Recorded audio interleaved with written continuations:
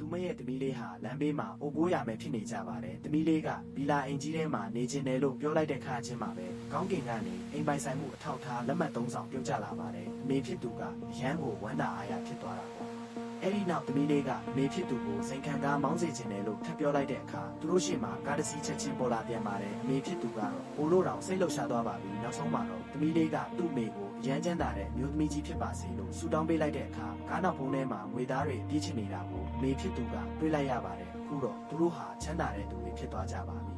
တကယ်တော့ဒီသမီးလေးဟာကောင်းကင်ဘုံကကံကောင်းခြင်းနဲ့မိမယ်လေးတစ်ပါလူဝင်စားလာတာပါသူမဟာလူရက်ဆက်မတူရဲ့နှိမ့်ဆက်မှုကိုခံနေရတဲ့မိန်းကလေးငယ်ရဲ့ခန္ဓာကိုယ်ထဲကိုဝင်ရောက်လာခဲ့တာဖြစ်ပါတယ်သမီးလေးကစိတ်ထဲကနေအဲ့ဒီလူမိုးကြိုးပစ်ခံရပါစေလို့ချိန်ဆတဲ့အခါလက်တွေ့မှာလည်းမိုးကြိုးချက်ချင်းပစ်ချလိုက်ပါတော့တယ်အားလုံးကသမီးလေးကိုလက်မကောင်းတဲ့ကလေးလို့ထင်ကြတာကြောင့်သူတို့သားမီးနှစ်ဦးအနှင်ထုတ်ခံခဲ့ရတာပါ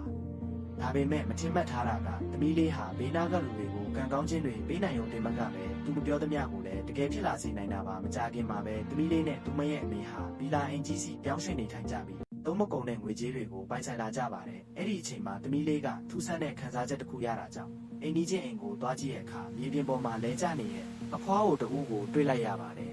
သူမရဲ့စွမ်းအားတွေကိုသုံးပြီးအဖွားအိုကိုကုသပေးခြင်းပေမဲ့အိမ်ဖော်မနှစ်ယောက်ပြေးလာပြီးအဖွားအိုကိုထူကြပါတယ်သူတို့ကအဖွားအိုကိုနှလုံးရောဂါဖောက်တယ်လို့ထင်ပြီးရေးပေါ်နှလုံးဆေးတွေတိုက်ဖို့ပြင်ကြပါတယ်ဒါပေမဲ့သမီးလေးကအဲ့ဒီဆေးတွေဟာအဖွားအိုရဲ့အခြေအနေကိုပိုဆိုးရွားစေလိမ့်မယ်လို့ပြောပြီးဆေးတွေကိုပုတ်ထုတ်လိုက်ပါတယ်အိမ်ဖော်တွေကရန်တော်တက်ထွက်သွားကြပေမဲ့သမီးလေးကသူမရဲ့စွမ်းအားကိုသုံးပြီးသူတို့ကိုစကားမပြောနိုင်အောင်လုပ်လိုက်ပါတယ်အဲ့ဒီနောက်သမီးလေးကအဖွားအိုကိုဆက်လက်ကုသပေးလိုက်ရမှာကြောင့်